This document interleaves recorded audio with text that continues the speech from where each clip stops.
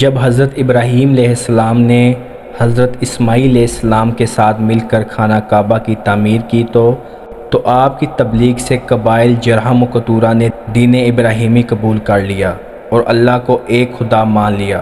حضرت ابراہیم علیہ السلام کے بعد حضرت اسماعیل علیہ السلام کے اثر سے بعد میں مکہ آباد ہونے والے بھی دین حنیف یعنی حضرت ابراہیم علیہ السلام کا دین قبول کرتے رہے۔ تب آل اسماعیل سمیت تمام قبائل مکہ صرف ایک واحد خدا کی عبادت کے قائل تھے اور خانہ کعبہ کا تقدس پوری طرح سے قائم تھا۔ لیکن جب حضرت اسماعیل علیہ السلام کی وفات کے بعد پھر کوئی نبی اہل مکہ کی رہنمائی کے لیے مبعوث نہ ہوئے تو آہستہ آہستہ ان میں شرک و گمراہی پھیلنے لگی۔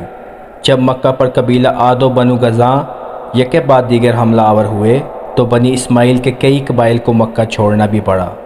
تب یہ لوگ برکت کی غرض سے کعبہ کا ایک پتھر بھی اپنے ساتھ لے گئے۔ کعبہ سے نسبت کی وجہ سے وہ اس کی بہت تعظیم کرنے لگے۔ اس تعظیم کا اثر یہ ہوا کہ آہستہ آہستہ آنے والے وقت میں ان کی آل اولاد نے خود اسی پتھر کو معبود مجازی کا درجہ دے دیا۔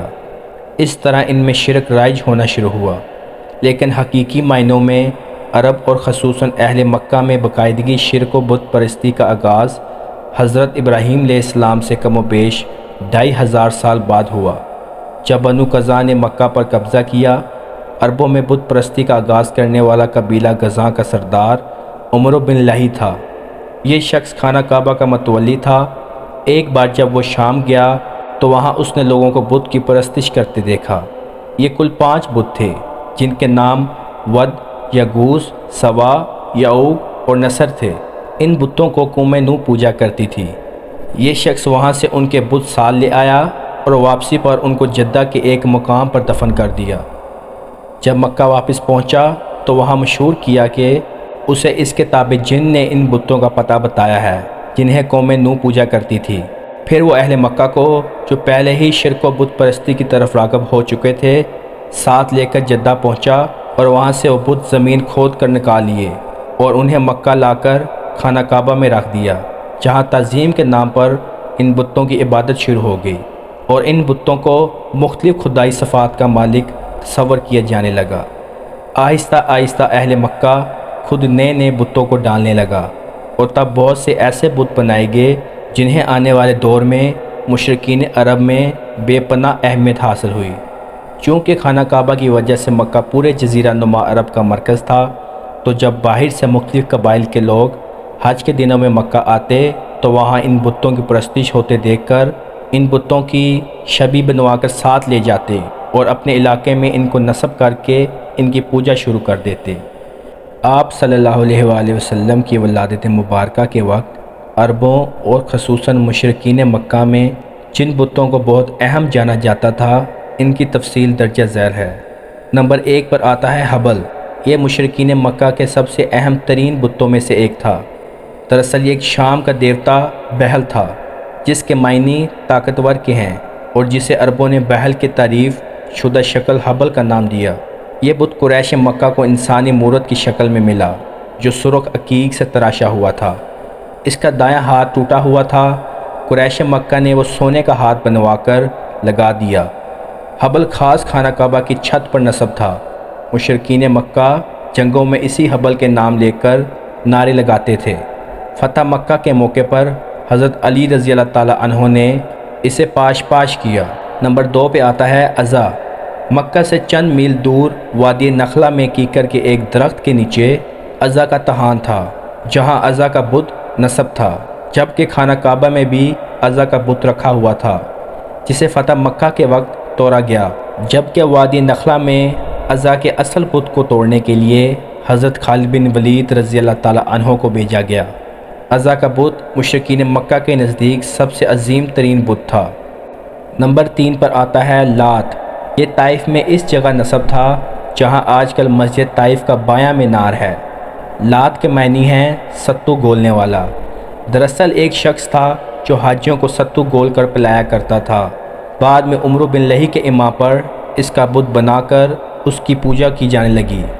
قریش رات سونے سے پہلے عزا اور لات کی پوجا پاٹ کرتے تھے اور قسم بھی انہی 2 بتوں کی کھایا کرتے تھے۔ نمبر 4 پر آتا ہے منات۔ یہ عرب کا سب سے قدیم ترین بت تھا جو مکہ اور مدینہ کے بیچ میں مسلل کے علاقہ میں قدید کے مقام پر سمندر کے قریب نصب تھا۔ منات کی پوجا کا آغاز بھی عمرو بن لہی نے کیا۔